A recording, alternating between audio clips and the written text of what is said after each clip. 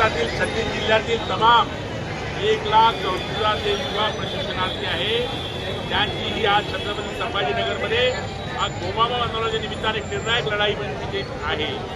आणि सर्वांची आमची मागणी एकच आहे की या सरकारने त्या तरुण पोरांना रोजगार उपलब्ध करून दिला, हा रोजगार नाही, हे कायमस्वरूपी यांना रोजगार उपलब्ध करून दिला पाहिजे, ही आमची मागणी आहे। आणि हे गेल्याच्या काळातील सरकार आहे।